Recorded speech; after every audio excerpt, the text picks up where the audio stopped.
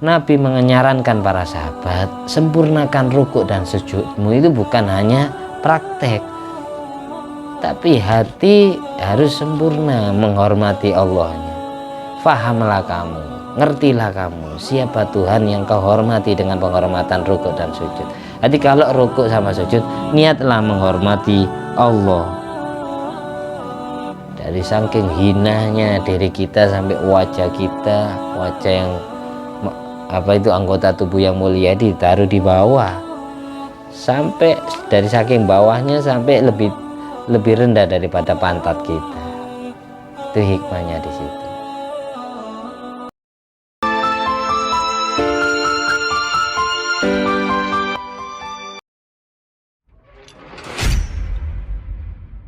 Assalamualaikum warahmatullahi wabarakatuh.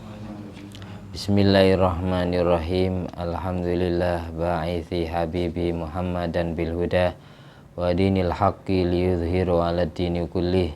Sallallahu wa sallama wa baraka alaihi wa ala alihi wa sahbihi. Allahumma salli ala ruhi sayyidina Muhammadin fil arwah wa ala jasadi fil ajasad wa ala qabri fil kubur wa ala alihi wa sahbihi wa sallim. Kita akan membacakan kitab Nurul Imam min Kalamil Habibir Rahman karya Al-Habib Al-Qudb Al-Alam Adai ilallah Sayyidi Syekh Umar bin Muhammad bin Salim bin Hafid Ibnu Syekh Abu Bakar bin Salim radhiyallahu anhu. Mudah-mudahan apa yang kita baca kitab hadis yang jumlahnya 50 ini jadi ilmu yang bermanfaat dan barokah fitin wa dunya wal akhirah biniat liridha ilahi ta'ala wa li syafaati Rasulullah sallallahu alaihi wasallam hadra jami'a ba'ihwan minal anbiya wal mursalin jami'a li kullin sahaba wa qarabah wa tabi'in wa tabi'in min sanimidin jamil malaikatil muqarrabin wa jami' hamalatil arsi wa jami' ru'asail malaikatil arba'ah radhiyallahu anhum salatu wassalam majma'in jami'atil arba'atil mujtahidin wal qurra wal fasirin wal ulama'il amilin wa syuhada wa salihin wa sadati sufi wa muqallidin bidin wa jami'il fuqaha wal muhaddithin jami'a awliya likana ajma'in wa jami'i sahaba wa jami'il ulama al-madhkur asma'um fi hadal kitab wa bil akhas sahabat Anas bin Malik Sayyidina Abu Hurairah Nu'man bin Bashir Syekh Muhammad bin Ismail al-Bukhari, Syekh Muhammad Muslim radhiyallahu salatu wasallam ajma'in wa jami'i walidaina jami'a abaina wa ummatina masyayikhina wa azwajina wa dzurriyyatina wa auladina wa talamidina wa ra'iyatina astiqaina wa qarabatina wa jiwarina wa duyufina wa qarabatina wa ashabina wa ikhwanin fid din minal muslimin wal muslimat wal mu'minin wal mu'minat aina makan min masyariqil ardi ila magharibi al ahya minhum al amwat maghfir lahum warhamhum wa'fu anhum sya'ulul lailana wa lahumul fatihah. A'udzu billahi minasyaitonir rajim. Bismillahirrahmanirrahim. Alhamdulillahirabbil alamin arrahmanir rahim maliki yaumiddin. Iyyaka na'budu wa iyyaka nasta'in ihdinas siratal mustaqim siratal ladzina an'amta 'alaihim ghairil maghdubi 'alaihim waladdallin amin. Alhamdulillah, kata beliau Sayyidi Umar bin Hafid, alhamdulillah segala puja dan puji hanya milik Allah ba'ithi habibihi Muhammadan bil huda wa dinil haqqi, yang telah membangkitkan kekasihnya yaitu Nabi Muhammad. Allah motivasi, Allah bangkitkan dengan cahaya hidayat dan agama yang benar, liyudhhirahu 'alad dini kullih, untuk memberikan kejelasan atas semua agama yang dibawa oleh Nabi Muhammad sallallahu wasallam wa baraka alaih wa ala alihi wa sahbihi wa hamili rayati syar'ihi ila yaumiddin. Semoga Allah menambahkan rahmat ta'zim dan memberikan tambahan keselamatan, memberikan tambahan barokah atas Nabi Muhammad SAW dan atas seluruh kerabatnya, atas seluruh zuriyahnya, atas seluruh sahabatnya, atas seluruh manusia yang membawa bendera syariatnya sampai hari kiamat. Amin ya rabbal alamin. Fa khabba'a ma'aniyad dalalat. wa a'lamal isyarat al-haqqiyat wa rumuzat tafhimat wa jawahiral ma'arif wa wadihat ta'rifat. Lantas Allah menyembunyikan atau merahasiakan makna-makna dalil, bendera-bendera isyarat hakiki, dan rumusan pemahaman dan mutiara ma'rifat dan kejelasan definisi fima afadahu ala lisani min qawlihi, dari ilmu yang Allah tuangkan melalui lesan nabinya yang suci, yaitu Nabi Muhammad SAW. Fajadirun bi ummatihi alladzina stajabu ayyahtammu bima sadara ala lisanir risalah wa ya'lamul fikra fima hawahu minad dalalah. Maka sepantasnya bagi umat Nabi Muhammad SAW, yaitu manusia-manusia yang mengabulkan untuk menseriusi atas semua ilmu yang keluar dari lesan Rasulnya, dan untuk memahami, untuk memikirkan dalil-dalil yang dicakup oleh kalam atau lesan nabinya, wa yuzayyinu bawatinahum ma'a hifdzi kalamillah bihifdzi ma warada an mursyidihim min maqali, dan agar semua umat Nabi Muhammad SAW menghiasi batinnya, menghiasi rohaninya, menghiasi hatinya dengan cara menghafal kalamullah, dengan menjaga semua yang telah kewarid melalui lesan mulia yang memberikan petunjuk, yang memberikan pengajaran ilmu, yaitu lesan Nabi Muhammad SAW. Maksudnya gini, Habib Umar bin Hafid ini berharap agar semua orang yang membaca kitab ini, secara umum seluruh umat Nabi Muhammad, secara khusus pembaca, menghafal semua hadis yang pernah diucapkan oleh Nabi Muhammad SAW, agar hatinya semakin bercahaya dengan nurul iman, cahaya keimanan. Kalau sudah hatinya penuh dengan cahaya iman, maka semakin tebal imannya. Kalau sudah semakin tebal imannya, maka tidak gampang dikoyah, tidak gampang digoyang oleh gelombang-gelombang maksiat, oleh gelombang-gelombang syahwat, sehingga dia mempunyai prinsip atau teguh pendirian, tidak gampang dihempas oleh badai ataupun angin maksiat. Itu tujuannya. Jadi tujuan beliau menulis hadis ini, hadis-hadis pendek ini, agar mudah dihafal dan mudah diamalkan dalam kehidupan sehari-harinya pembaca atau pendengar yang menyaksikan melalui media sosial. Amma ba'du, sesudah itu, fahadhi khamsuna hadisan min kalami Rasulillah sallallahu alaihi wa alihi wasallam. Ini jumlah hadis yang ditulis di dalam kitab ini, jumlahnya adalah 50 hadis yang diadopsi dari kalamnya Rasulullah sallallahu alaihi wasallam, mimmat tafaqa alaihi syaikhon, terutama hadis-hadis yang disepakati oleh dua imam besar hadis yang bernama Abu Abdillah Muhammad bin Ismail al-Bukhari dan Abul Husain Muslim al-Qushairi, yang disebut hadis muttafaq alaih, yang ditulis di dalam kitab Sahih Bukhari dan Sahih Muslim. Kalau sudah Sahih Bukhari, Sahih Muslim, ini pasti benar hadisnya, tidak bisa diingkari. Jama'naha, aku kumpulkan semua hadis yang jumlahnya 50, hadis muttafaq alaih yang jumlahnya 50 ini, tujuannya tidak lain atau tidak bukan lituzayyina biha sudurat tullab hifdzon wa fahma ma'nan wa azman shadiqan alal amal ba'da hifdzi mithli kitabil mukhtar wal arba'in nawawiyah. Aku sengaja mengumpulkan 50 hadis ini tujuannya agar mereka semua yang membacanya bisa menghiasi hati dengan cara menghafal dan memaham maknanya, dan mempunyai kemantapan yang benar untuk bisa mengamalkan isi kandungannya. Sesudah menghafal semacam kitab hadis yang bernama Al-Mukhtar, Mukhtarul Hadis, atau kitab Arba'in Nawawi, 40 hadis yang ditulis oleh Syekh Syarfuddin An-Nawawi. nas'alul haqqo jalla jalalu ayunawwira biha qalba man hafidhaha wa qalabaha.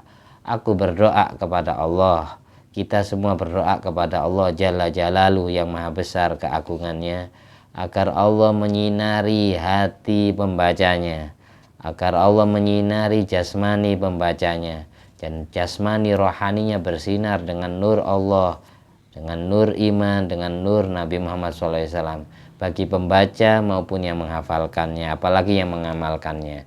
Wa yakhla'a alaihi khil'ata barokatiha, dan agar Allah memberikan pakaian barokah menyelimuti badan, menyelimuti jasmani, dan menyelimuti rohani, dan menyelimuti hati pembaca dan penghafalnya.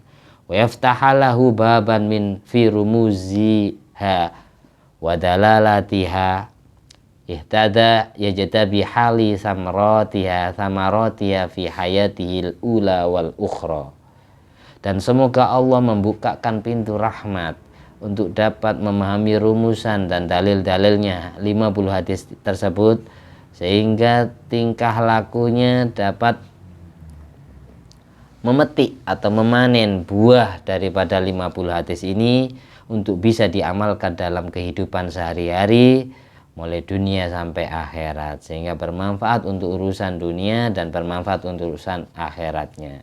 Wabillahi taufik, semoga Allah selalu menyelimuti kita, menaungi kita dengan taufik pertolongannya, agar kita semua dan jalan hidup kita diatur, diarahkan jalan yang diridhoi oleh Allah, yang diridhoi oleh Rasulullah SAW. Amin ya rabbal alamin. Al-Fatihah. A'udzubillahi minasyaitonirrajim. Bismillahirrahmanirrahim. Alhamdulillahirabbil alamin. Ar-Rahmanirrahim. Maliki yaumiddin. Iyyaka na'budu wa iyyaka nasta'in. Ihdinas siratal mustaqim. Siratal ladzina an'amta 'alaihim ghairil maghdubi 'alaihim waladdallin. Amin.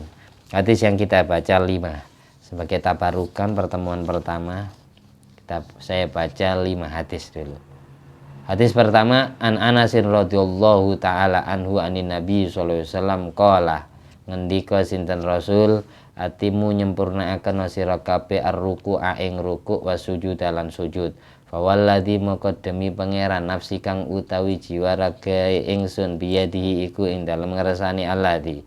Ini sakdune ingsun la'ara iku yakti ningali sapa ingsun kum ing sira kabeh min wara idhri saking mburine geger ingsun. Idza raka'tum nalikane rukuk sira kabeh, wa idza sajadtum lan nalikane sujud sira kabeh. Nabi sebagaimana hadis riwayat sahabat Anas bin Malik. Sahabat Anas bin Malik merupakan sahabat yang menjadi bapak daripada mazhab Maliki, Imam Malik bin Anas.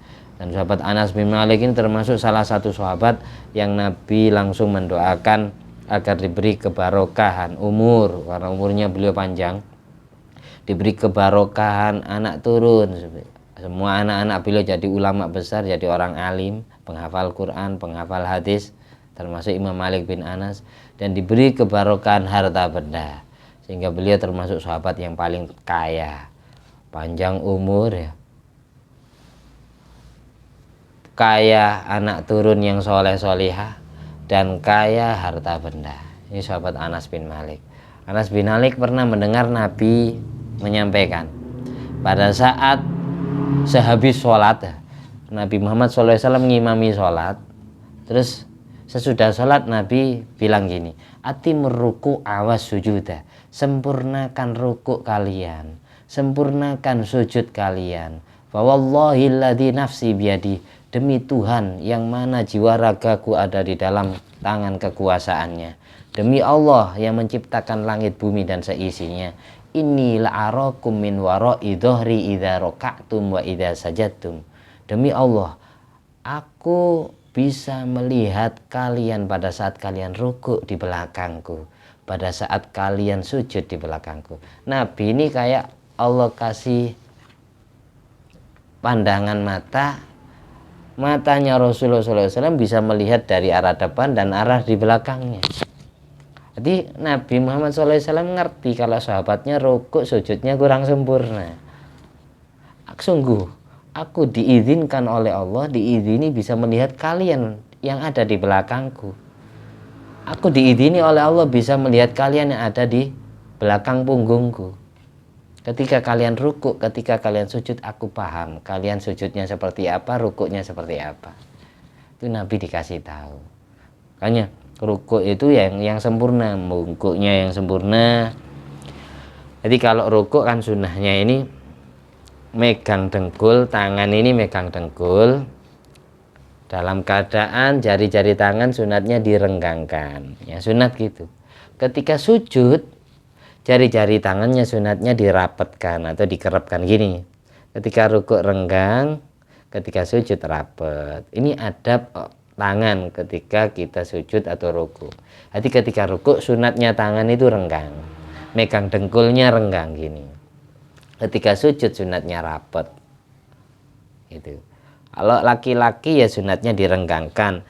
Ini lengan atas ini jangan ditempelkan dengan lambung. Kalau perempuan sunatnya ditempelkan. Itu bedanya laki sama perempuan. Itu adabnya laki sama, menunjukkan pria itu perkasa. Ar-rijal qawwamuna 'alan nisa. Pria itu sebagai pemimpin harus gagah. Wanita itu lambang sater, mastur, tertutup. Wanita itu harus menutup auratnya. Jadi jangan membuka. Itu makanya kalau sujud sama rukuk ini agak dirapatkan gini, kalau perempuan gini. Kalau laki-laki gini. Itu bedanya rukuk sama sujud. Nabi paham cara rukuknya para sahabatnya, cara rukuk laki perempuan yang ada di belakang beliau. Kalau dulu di zaman Kanjeng Nabi itu tidak ada satir memang. Jadi sahabat laki-laki itu kalau bermakmum itu ada di saf di depan. Sahabat perempuan di belakangnya agak jauh. Jadi yang jelas laki-laki tidak mungkin noleh ke belakangnya, perempuan lihat laki-laki. Itu di zaman Kanjeng Nabi. Kalau di zaman sekarang akhirnya disiasati karena umat Islam semakin membludak besar, mau dibikin seperti itu kan susah. Akhirnya dipisahlah masjid-masjid sama sekarang. Nah, dikasih satir, yang laki-laki posisi sebelah sini, yang perempuan sebelah sini. Kayak gitu, kanan kiri. Ada yang di sini laki-laki, sini perempuan. Yang penting ini intinya laki dan perempuan tidak saling melihat. Itu maksudnya.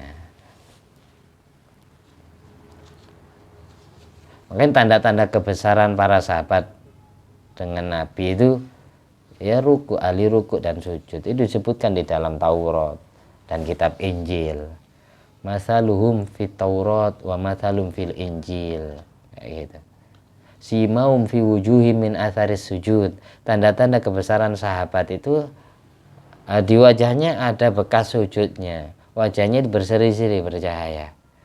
Muhammadur Rasulullah walladzina ma'ahu asyidda ruhama bainahum tarahum asyidda'u 'alal kufar ruhama bainahum tarahum ruk'an sujada yabda'una fadlam minallahi wa ridwana simahum fi wujuhim min atharis sujud ruk'an sujadan yabda'una fadlam minallahi wa ridwana.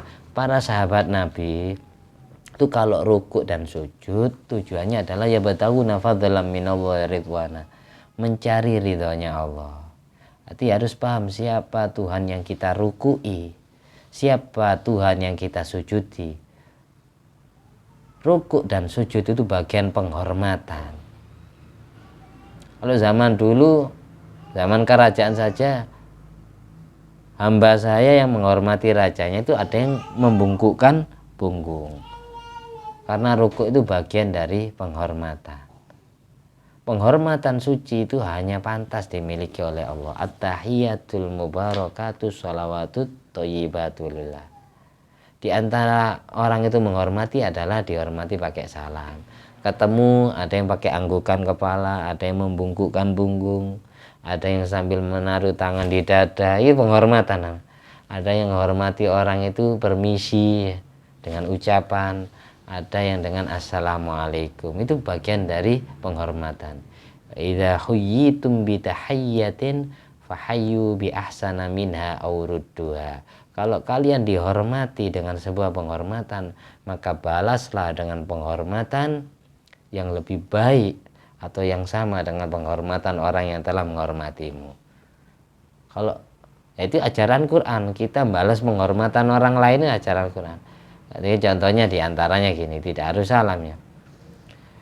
Kita dihormati dengan didatangi rumah kita, ditamui, lalu kita ganti open kepada tamu, itu termasuk penghormatan.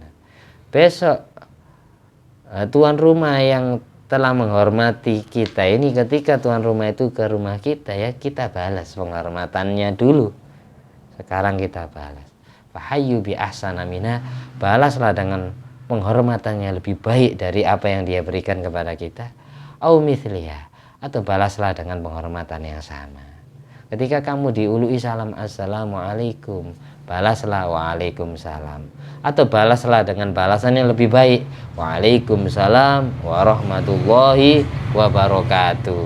Itu berarti kalau ditambahi warahmatullahi wabarakatuh lebih baik. Hukumnya sunat, balas penghormatan itu. Ibadah atau sholat yang tidak ada syariat rukuk dan sujud itu cuma sholat jenazah. Kalau di kitab Hasyiah Bujairami Alal Khotib, hasilnya kitab Iqna, hikmahnya apa? Kok sholat jenazah sama sholat jenazah itu tidak ada syariat rukuk dan sujud? Hikmahnya apa? Hikmahnya adalah karena kita sholat di depan jenazah, kita sholat di depan keranda, kita sholat di depan mayit. Kalau orang awam, kalau sampai disyariatkan sujud dan ruku, khawatirnya mereka mengira bahwasanya sujud dan ruku ini diperuntukkan untuk mayit. Padahal zat yang kita sujudi, zat yang kita rukui, zat yang kita hormati dengan penghormatan ruku dan sujud adalah Allah, bukan mayit. Kalau sholat jenazah disyariatkan rukuk dan sujud, akhirnya dikira menyembah mayit. Makanya tidak ada syariat rukuk dan sujud untuk sholat jenazah. Ada lagi sholat yang rukuknya 1 rakaat sampai 2 kali. Ada sholat yang rukuknya sampai 2 kali. 1 rakaat rukuknya 2 kali, sujudnya 4 kali. 1 rakaatnya, yaitu sholat kusuf dan khusuf, sholat gerhana matahari dan gerhana rembulan. 1 rakaatnya rukuknya 2 kali, sujudnya 4 kali. Mengapa? Untuk menghina para penyembah matahari dan penyembah rembulan. Itu untuk menghina. Nah, itu hikmahnya di situ. Makanya disyariatkan rukuk 2 kali dalam 1 rakaatnya, sujud 4 kali dalam 1 rakaatnya. Inna syamsa wal qamar ayatani min ayatillah. Sesungguhnya matahari dan rembulan termasuk di antara 2 tanda-tanda kebesaran Allah.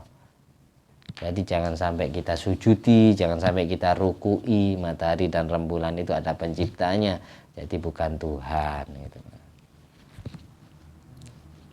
Hadis berikutnya juga gini, ketika rukuk dan sujud ini sunat mensucikan kebesaran Allah. Makanya bacaan rukuk dan sujud itu, kalau rukuk subhana rabbiyal azimi wa bihamdi, maha suci Tuhan, Tuhanku, subhana rabbiyal, maha suci Tuhanku, azimi wa bihamdi, yang maha agung, wa bihamdi, dengan memujinya. Kalau ketika sujud subhana rabbiyal a'la wa bihamdi, maha suci Tuhanku al-a'la, yang maha luhur. Kalau al-azim, yang maha agung, dengan memujinya. Bacaan rukuk dan sujud syariatnya adalah tasbih, mensucikan kebesaran Allah dari segala macam kekurangan. Allah lah Tuhan yang maha sempurna, Allah lah Tuhan yang maha terhormat, Allah Tuhan yang maha jauh dari kekurangan. Allah adalah Tuhan yang maha hebat. Allah tidak pernah sakit, Allah tidak pernah lemah, Allah tidak pernah ngantuk, Allah tidak pernah lapar. Allah maha suci dari semua itu. Itu namanya tasbih. Ketika kita melihat makhluk ciptaan Allah, wow, memukau perhatian kita, di mata kita menakjubkan, maka kita takjubnya kepada Allah, bukan kepada makhluknya. Melihat perempuan lewat cantik ya, lalu kita takjub, Jangan takjub dengan kecantikannya, tapi takjublah dengan yang menciptakan kecantikan itu. Kita lewat ketemu orang ganteng yang tidak pernah kita jumpai, lalu kita takjub, gumun, kagum. Jangan kagum kepada kegantengannya, tapi kagumlah kepada yang telah menciptakan kegantengan itu. Ketika kita jalan ketemu dengan orang alim yang wawasannya luas, jangan sampai takjub kepada kealiman orang itu, tapi takjublah kepada yang menciptakan ilmu di dalam diri orang itu. Bacaannya subhanallah. Jadi arahannya subhanallah, kita takjub kepada Allahnya, bukan kepada makhluk yang kita jumpai, yang kita lihat. Jadi arahannya subhanallah gitu, wiridan subhanallah, subhanallah, subhanallah. Melihat alam semesta yang ada di sekitar kita, lihat gunung indah, pepohonan indah, dedaunan hijau. Ketika kita kagum, jangan kagum kepada makhluk itu, tapi kagumlah kepada yang telah menciptakan keindahan tersebut. Jadi bacaan subhanallah itu, hati itu kagum kepada Allah, bukan kagum kepada yang kita jumpai, makhluk yang kita jumpai. Itu maksud daripada zikiran subhanallah, subhanallah, subhanallah. Itu kagum kepada yang telah menciptakan keindahan yang membuat hati kita takjub, yang membuat hati kita kagum, gawok. Itu arahnya di situ. Ini masih bahas ini. Jadi kalau ruku dan sujud, merasalah dalam hati kita Tuhan yang kita rukui adalah Allah, Tuhan yang kita sujudi adalah Allah. Nabi menyarankan para sahabat, sempurnakan ruku dan sujudmu itu bukan hanya praktek, tapi hati harus sempurna menghormati Allahnya. Fahamlah kamu, ngertilah kamu siapa Tuhan yang kau hormati dengan penghormatan ruku dan sujud. Jadi kalau ruku sama sujud, niatlah menghormati Allah. Dari saking hinanya diri kita sampai wajah kita, wajah yang anggota tubuh yang mulia ditaruh di bawah, sampai dari saking bawahnya sampai lebih rendah daripada pantat kita. Itu hikmahnya di situ. Sampai gitu. Karena akal, otak, tanaman yang diciptakan dalam hati, tapi ya ada di sini kan otak itu terasanya. Nah. Terus Allah menciptakan mata, Allah menciptakan mulut di bawahnya, Allah menciptakan telinga sejajar dengan mata. Ini maksudnya biar apa? Hikmahnya biar orang itu mikir dulu sebelum bertindak. Kita itu sebelum melihat mikir dulu, sebelum mendengarkan mikir dulu, sebelum ngomong mikir dulu. Kalau lihat dulu, dengar dulu, atau ngomong dulu, mikirnya belakangan, banyak menyesal. Setelah kita terjerumus kepada jurang maksiat, menyesal. Itu hikmahnya di situ, ditoto dia. Suruh mikir dulu. Dan sujud itu sunatnya memperbanyak doa. Di antara sholat yang sunat diperlama itu rukuk dan sujud. Di antara rukun sholat yang sunat diperlama cuma rukuk dan sujud. Yang lain tidak boleh. Ketika rukuk dan sujud makruh membaca Al-Quran. Sunatnya membaca doa. Doa yang dibaca itu bahasa Arab, tidak boleh bahasa Jawa. Kalau memang ketika kita rukuk atau sujud baca doa bahasa Jawa, ya baca di dalam hati saja, jangan diucapkan secara mulut, batal sholat kita. Jangan aneh-aneh, sekarang semakin banyak aliran aneh-aneh ya. Ya, kita tidak usah lama-lama baca 3, tidak apa-apa. An Abi Hurairah, hadis berikutnya yang kedua. Kenapa sunat membaca doa ketika rukuk dan sujud ya? Aqrabu ma yakunul abdu min rabbi fahuwa sajidun. Paling dekatnya waktu kesempatan hamba dengan Tuhannya adalah ketika sujud. Rukuk mengagungkan Allah, sujud ini tambah semakin dekat dengan Allah. Jadi seolah-olah kita langsung dibukakan pintu rumahnya Allah ketika sujud. Sehingga matur-matur kayak langsung sowan kepada Allah kayak gitu. Paling dekatnya waktu atau kesempatan seorang hamba kepada Tuhannya pada saat sujud. Jadi sujud kalau doa mustajab mandi yang lama. An Abi Hurairah radhiyallahu anhu qala Rasulullah sallallahu alaihi wasallam atakum ahlal Yaman hum araqu afidatan wa alyanu quluban al iman yamanin wal hikmatu yamaniyun yamaniyatun. Ini ada hadis sahih Bukhari Muslim riwayat sahabat Abu Hurairah Abdurrahman bin Sahar, salah seorang sahabat pecinta kucing kecil sehingga disebut Abi Hurairah, bapaknya kucing kecil.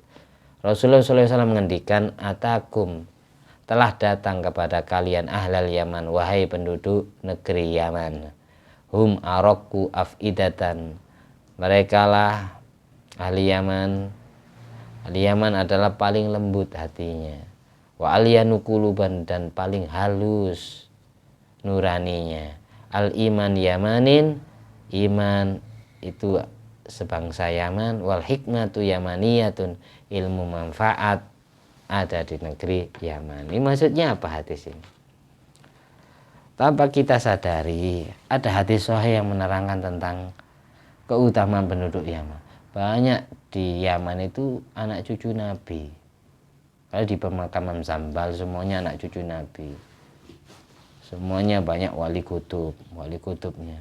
Negeri Yaman banyak atau kaya aulianya. Meskipun nasabnya para habaib sekarang lagi keru-kerunya, diperdebatkan masalah Ubaidillah atau Abdullah bin Ahmad Al-Muhajiri, tidak usah ikut-ikutan itu, guys. Yang penting kita meyakini bahwa ada hadis Nabi tentang penduduk Yaman.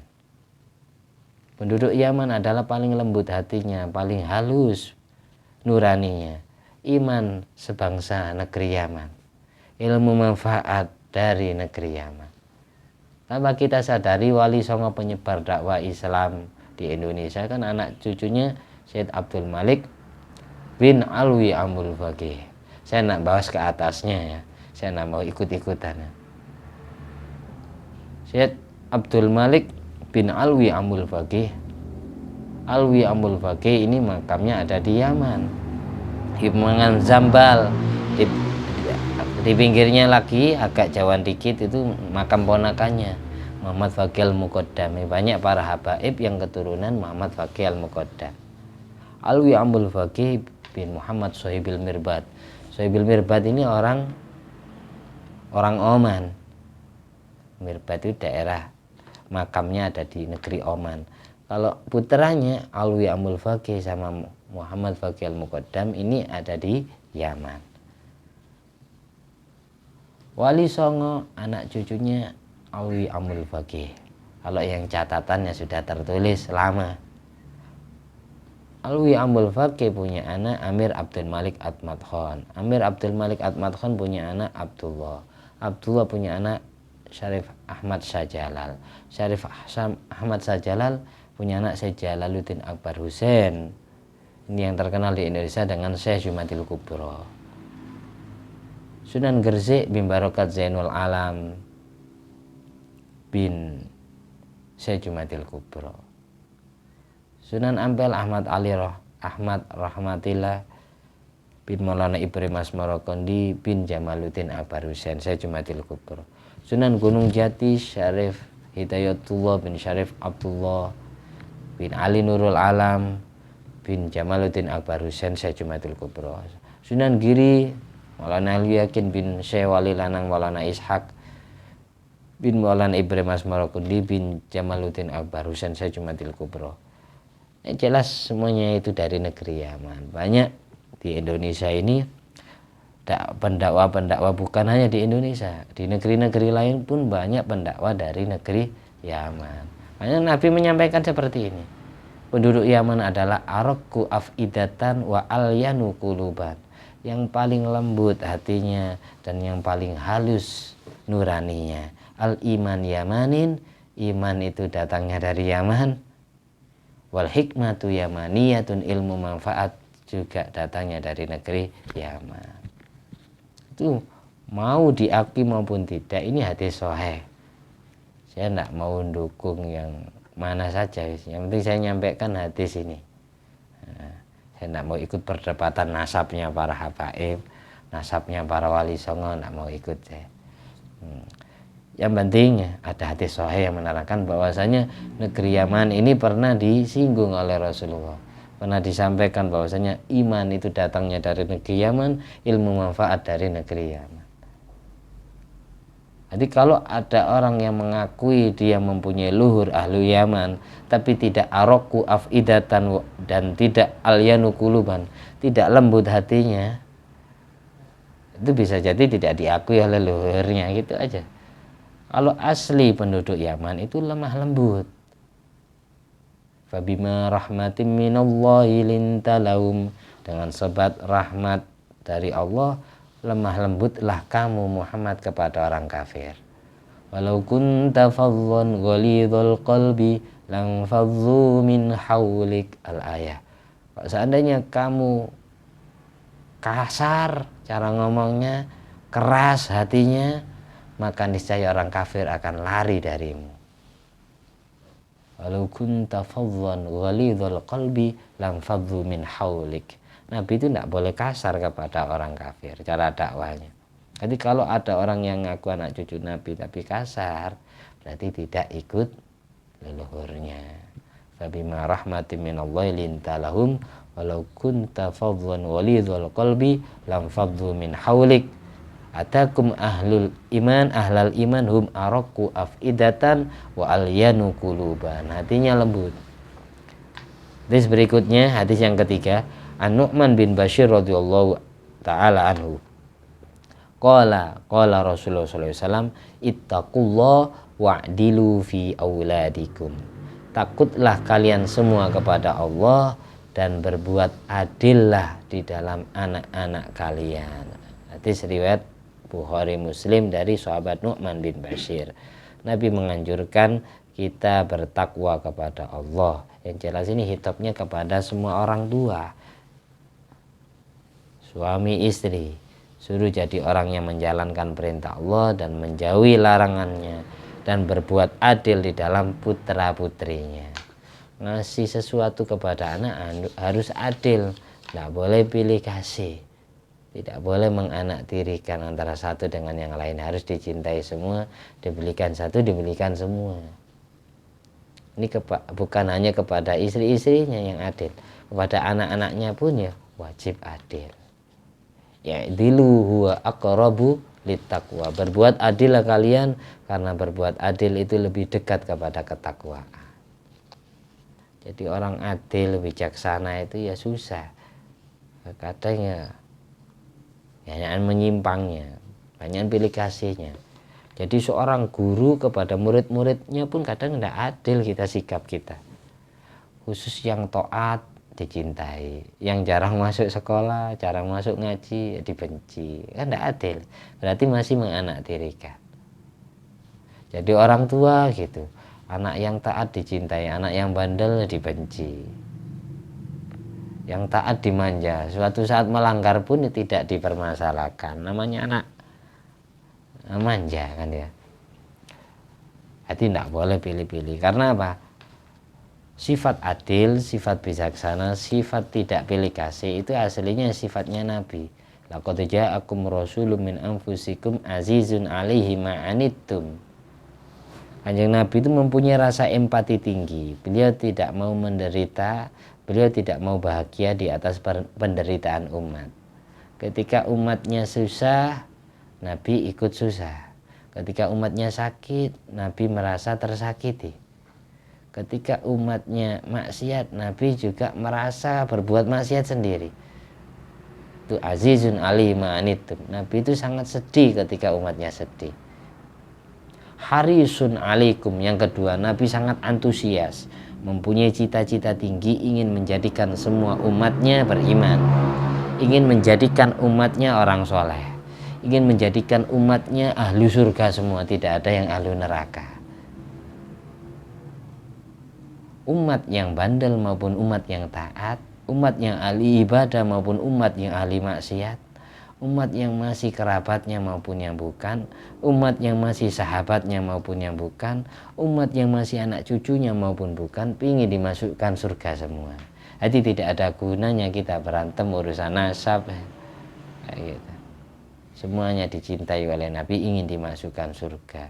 Kecintaan Nabi terhadap umatnya sama seperti kecintaan orang tua terhadap anaknya. Tidak ada ceritanya orang tua tega kalau anaknya dipukuli oleh orang lain. Tidak ada ceritanya orang tua tega rela kalau anaknya disiksa. Nabi pun juga gitu, tidak akan tega ketika melihat umatnya disiksa di neraka. Sehingga Nabi sujud kepada Allah agar semua umatnya dientas dari neraka, dimasukkan ke surga semua. La arda wa wahidun min ummati finnar walau sawfa yu'tika rabbuka fatarda. Ketika Allah memberikan ata'an jazilan, memberikan izin syafaat agar Nabi bisa menolong semua umatnya, fatarda, Nabi artinya ridho, puas. Walau sawfa yu'tika rabbuka fatarda. Walanal busyra bi sa'din mustamirin laisa yanfat haitsu utina ata'an jama'al fakhral mu'abbad. Ya gitu. Itu hadis yang ketiga yang menyimpulkan jadi orang tua itu harus adil kepada anak-anaknya, jadi guru itu harus adil terhadap semua muridnya, jadi seorang pemimpin harus adil kepada rakyatnya, jadi seorang nabi itu harus bisa berbuat adil kepada umatnya. Tidak boleh pilih kasih, semuanya harus dimasukkan surga, semuanya harus jadikan orang soleh. Tidak boleh putus asa, tidak boleh pilih kasih, karena itu bagian sifat Nabi. Harisun alaikum bil mu'minina ra'ufur rahim. Nabi sangat ra'uf, sangat sayang, sangat syafaqah kepada sesama orang berimannya. Jadi jangan sampai saling membenci, wala tanajasu, wala tadabaru, wala tanafaru. Jangan saling berpaling, jangan saling musuhan, jangan saling menipu. Kunu ibadallahi ikhwana, jadilah kalian hamba Allah yang bersaudara. Innamal mu'minuna ikhwatun fa aslihu baina akhawaikum. Sesungguhnya orang beriman itu bersaudara, jadi kalau ada sahabatnya yang berantem, cekcok, bertengkar, maka tugas kita adalah islah, mendamaikan, merukunkan, bukan malah menggembosi atau jadi provokator agar saling bermusuhan, saling tidak nyapa. Mudah-mudahan bermanfaat. Kita teruskan kesempatan baca hadis ini di pertemuan berikutnya. Al-hadi niyat wa ala kunyatin sholihah wa ala kulli man wasala fisal bi janabil mustafa wal mujadaba Muhammadin sallallahu alaihi wasallam. Amin.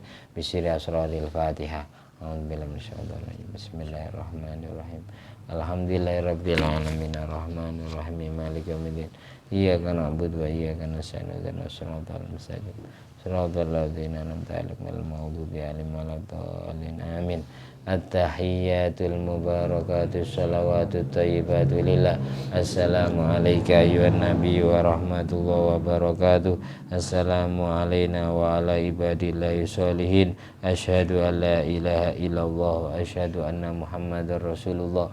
Allahumma salli ala Sayyidina Muhammad wa ala ali Sayyidina Muhammad kama sallaita ala Sayyidina Ibrahim wa ala ali Sayyidina Ibrahim wa barik ala Sayyidina Muhammad wa ala ali Sayyidina Muhammad kama barakta ala Sayyidina Ibrahim wa ala ali Sayyidina Ibrahim fil alamin innaka Hamidum Majid. Allahumma inna na'udzubika min adzabil qabri wa min adzabin nar wa min fitnatil mahya wal mamat wa min fitnatil masiihid dajjal.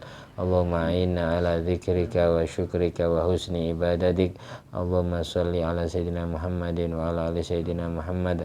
Rabbana atina fid dunya hasanah wa fil akhirati hasanah wa qina adzabannar. Allahumma inna na'udzubika min ilmin la yanfa' wa qalbin la yakhsha' wa amalin la yurfa' wa du'ain la yusma'. Allahumma nawwir qulubana bi nuri hidayatika kama nawwartal arda bi nuri syamsika. Amin.